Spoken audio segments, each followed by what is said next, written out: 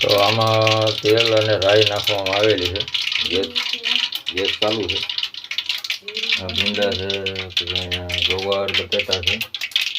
ચલો સ્ટાર્ટ કરી દીધેલું છે આપણે રસોડું. ઠીક છે, કેવી રીતે બને સબ્જી જોઈએ.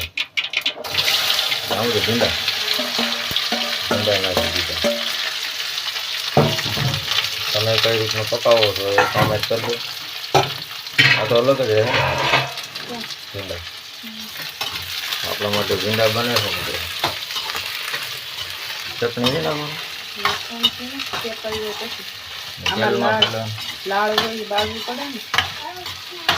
પેલા છે ને આપણે એના રીતના ભીંડાના તેલમાં આ રીતના કરી મસ્ત ભીંડા થઈ જાય.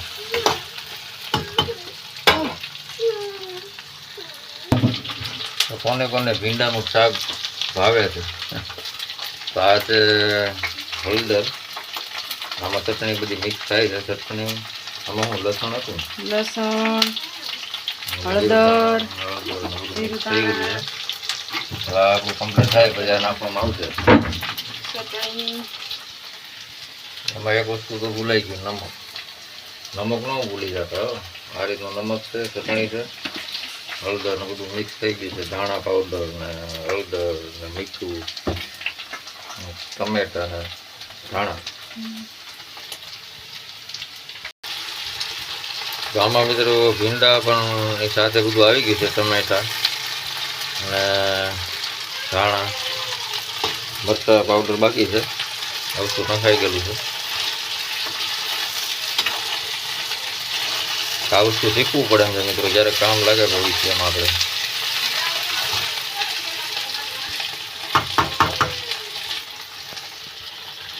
આમાં પાણી નાખ્યું. આમાં મસાલામાં પાણી આવી ગયું છે. મિક્સ કરવાનું.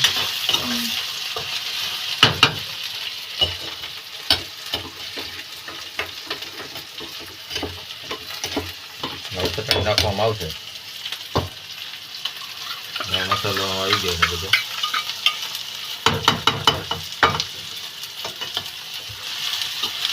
મિક્સ કરીને ખાલી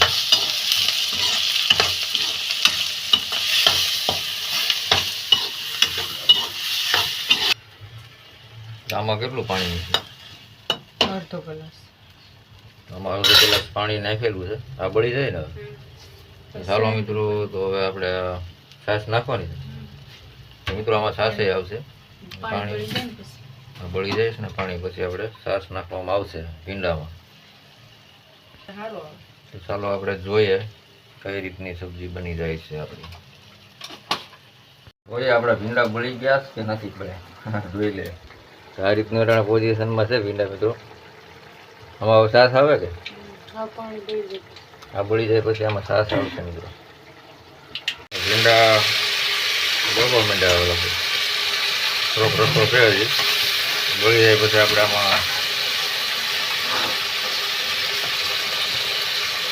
આમાં આપણે છે ને છાશ નાખવાની છે.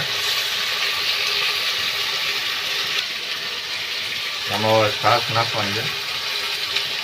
થોડી છાશ નાખી દેવાની.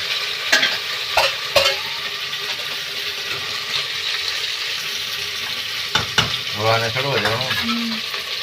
કમ્પ્લીટ થઈ જશે 5 મિનિટ. તો મિત્રો આપણે ભીંડાનું શાક થઈ ગયું કમ્પ્લીટ. હવે આજે છે ને છાશ આવી ગઈ, બધી વસ્તુ આવી ગઈ છે. આમાં કમ્પ્લીટ થઈ ગયું છે આપણે ભીંડાનું સબ્જી. આપણે આ રીતે કંઈક બનાવી શકાય, કામ લાગે આપણે. ઠીક છે, થઈ ગયું છે હવે આપણે ભીંડાનું શાક.